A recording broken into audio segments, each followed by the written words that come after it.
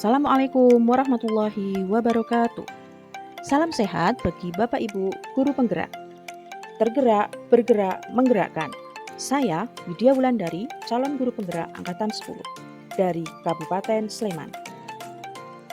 Di sini saya akan memaparkan koneksi antar materi modul 2.3 tentang coaching untuk supervisi akademik. Tujuan pembelajaran khusus. Calon guru penggerak menyimpulkan dan menjelaskan keterkaitan materi yang diperoleh dan membuat refleksi berdasarkan pemahaman yang dibangun selama modul 2 dalam berbagai unit. Pemikiran reflektif terkait pengalaman belajar. Pada modul 2.3 ini, saya mempelajari tentang supervisi akademik yang bertujuan untuk mengembangkan kompetensi diri dalam setiap pendidik di sekolah. Pendekatan yang digunakan adalah coaching yang memiliki 3 prinsip, yaitu 1.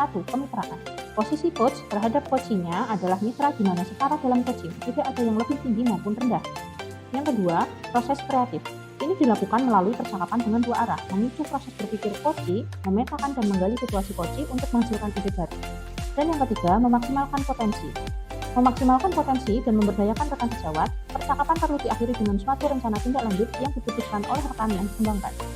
Kompetensi inti coaching yang harus dimiliki antara lain 1. Kehadiran penuh.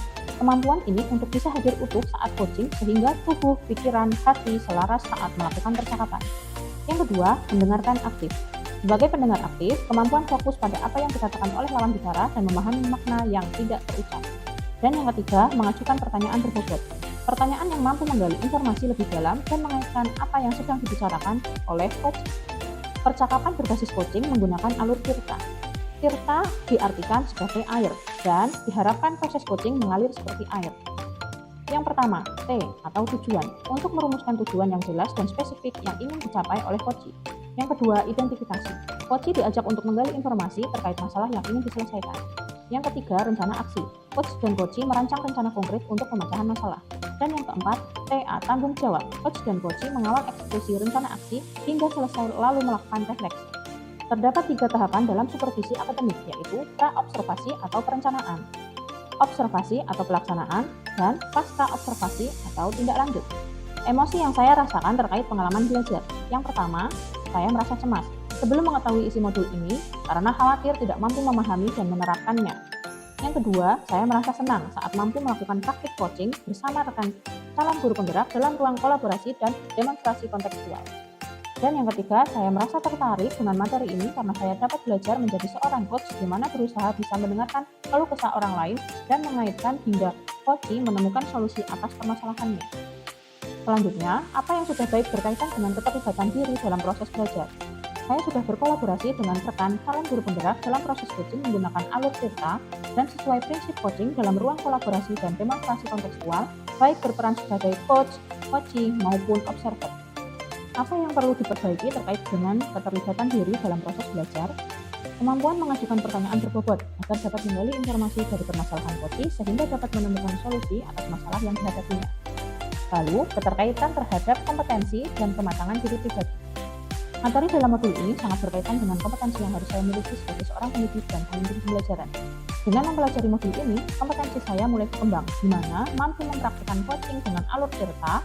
Selain itu, saya juga mampu mengendalikan diri dari asumsi pribadi dan emosi sehingga muncul kematangan berpikir dan bertindak sesuai prinsip coaching. Analisis untuk implementasi dalam konteks calon guru penggerak. Memunculkan pertanyaan kritis yang berhubungan dengan konsep materi dan menggalinya lebih jauh. Pertanyaannya adalah, bagaimana agar coaching dapat diterapkan dengan baik pada proses supervisi akademik? Proses coaching dapat diterapkan apabila kepala sekolah mempunyai pengetahuan dan kompetensi tentang coaching dan memiliki kemauan dalam menerapkannya saat proses supervisi akademik. Selanjutnya, mengolah materi yang dipelajari dengan pemikiran pribadi sehingga tergali wawasan atau insight baru.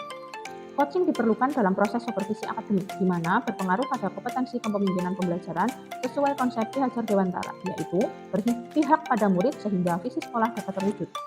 Menjadi seorang pemimpin pembelajaran harus mampu memahami perkembangan murid secara menyeluruh, sehingga tujuan coaching supervisi akademik untuk mengembangkan kompetensi guru dapat meningkatkan kinerja dan mewujudkan pembelajaran yang berpihak pada murid. Menganalisis tantangan yang sesuai dengan konteks asal calon guru penggerak. Di sini, supervisi akademik baru dilakukan sebagai penilaian rutin kepala sekolah terhadap guru saja dan dipandang sebagai proses yang bersifat satu arah. Selain itu, hambatan lain dalam memastikan semua coachee bisa terbuka dan siap menerima pendekatan coaching.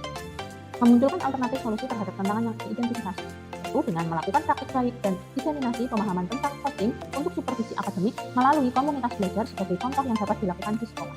Membuat keterhubungan. Yang pertama, pengalaman masa lalu. Selama ini, supervisi sudah dilaksanakan sesuai prosedur. Namun, proses coaching yang dilakukan belum lengkap dan prinsip coaching yang dilaksanakan juga belum maksimal. Yang kedua, penerapan di masa mendatang. Saya berharap mampu mengaplikasikan supervisi sebagai agenda rutin sesuai alur, tahap, dan prinsip yang lengkap untuk meningkatkan kompetensi guru dan kualitas pembelajaran. Konsep atau praktik baik yang dilakukan dari modul lain yang telah dipelajari. Yang pertama, modul 2.1. Dalam pembelajaran berdiferensiasi, murid dikelompokkan berdasarkan kebutuhan belajar sehingga mampu memaksimalkan potensi yang dimiliki. Demikian pula dalam proses coaching, di mana bertujuan untuk mengembangkan potensi yang ada pada coach atau murid untuk menemukan solusi dari permasalahan mereka. Yang kedua, modul 2.2. Dalam pembelajaran sosial emosional, terdapat teknik mindfulness untuk membuat suasana lebih kondusif.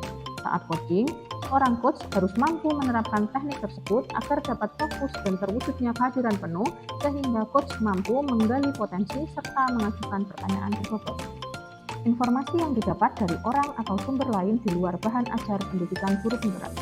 Saya mendapat banyak wawasan dari diskusi dengan rekan calon guru penggerak maupun rekan yang sudah lulus dari pendidikan guru penggerak ini tentang coaching, sehingga memberikan perspektif tambahan tentang proses coaching yang sangat mengesankan.